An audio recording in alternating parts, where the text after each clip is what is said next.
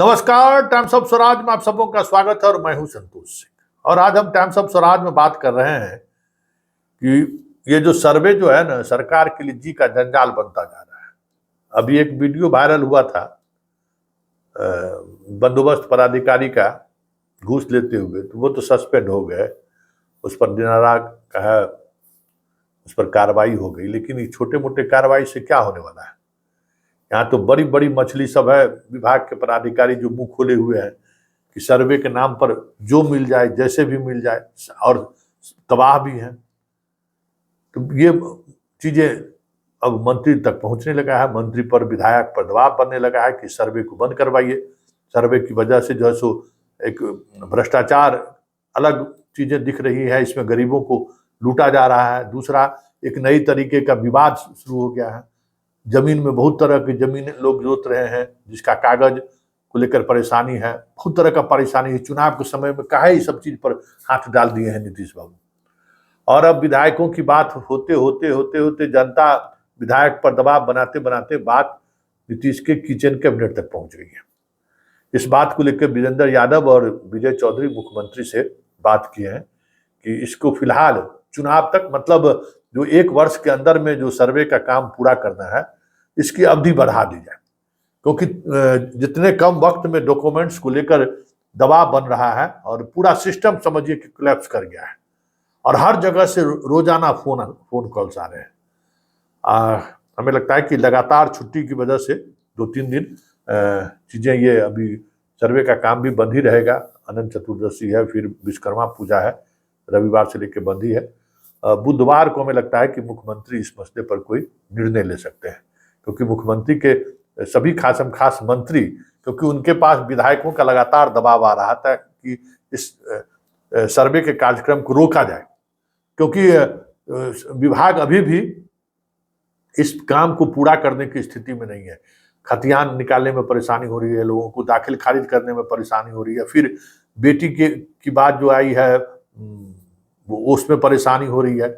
चारों तरफ से लोग परेशान है, और गांव में इसको लेकर हंगामा खड़ा है। और ऐसा है कि एक भी 14 करोड़ आबादी अगर बिहार का है, तो पहली बार ऐसा है कि सरकार के किसी योजना की वजह से 14 करोड़ का 14 करोड़ आबादी प्रभावित हुआ है। और इतने बड़ी आबादी को प्रशासनिक महकमों के द्वारा जस्टिस मिल जाए, ये संभव भी नहीं है। इस वजह से लोगों में गुस्सा बढ़ रहा है लोगों को। और जो सरकार का जो इकबाल था, वो भी इकबाल पहले वाला इकबाल नहीं है। सीओ की अपनी मनमानी है, चकबंदी वाले की अपनी मनमानी है। चकबंदी वाला और सीओ के बीच तो लगता है जैसे भारत पाकिस्तान का दीवार खींच गया। जमीनी हकीकत यही है कि सर्वे वाले जो लोग हैं, वो और सीओ के बीच जो ऐसा लगता है जैसे एकदम भारत पाकिस्तान की स्थिति बना हुआ है। कोई एक दूसरे को सहयोग करने को तैयार नहीं है। जबकि लगातार मंत्री और विभाग के प्रधान सचिव बैठक ले रहे हैं और उन्हें कह रहे हैं कि समन्वय बनाइए, लेकिन ग्राउंड पे ये चीजें नहीं दिख रही हैं। मतलब इस विभाग को, बंदोबस्त विभाग को मजबूती के लिए IAS अधिकारियों को भी नियुक्त किया गया है, वहां पर मैन पावर बढ़ाया जा रहा है। लेकिन जिस तरीके से रॉ हैंड कॉलेज से पास आउट सब लोगों को जो है फील्ड में बिठा दिया गया है, और उसमें भी लड़कियों की संख्या काफी है। सबसे बड़ा प्रॉब्लम यही हो रहा है।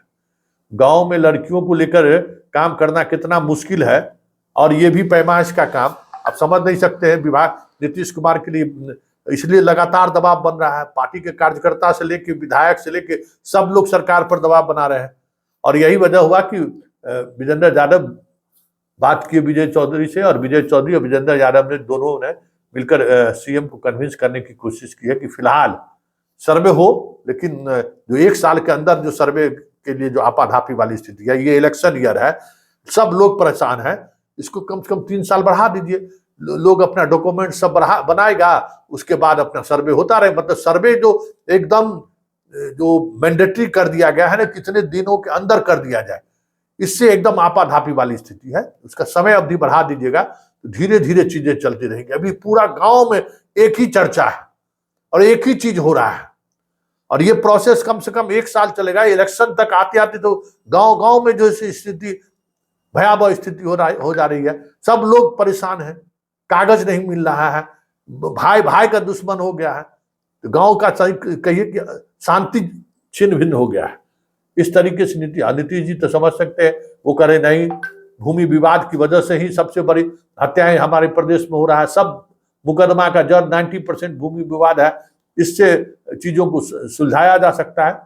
तो हालांकि दोनों मंत्री के कहने के बाद नीतीश कुमार ने अधिकारियों की जल्द बैठक बुला रहे हैं इस मुद्दे को लेकर, और कैसे सहज हो, जैसे वंशावली को लेकर एक निर्णय हुआ ना, उसी तरह से दाखिल खारिज को लेकर या फिर खतियानी जमीन के बंटवारे को लेकर जैसे 1 रुपया का रजिस्ट्री का प्रावधान किया था, वो प्रावधान में भी इस तरीके से कानूनी पेचीदगी लगा दी गया है अधिकारियों के द्वारा कि एक भी रजिस्ट्री नहीं हुआ।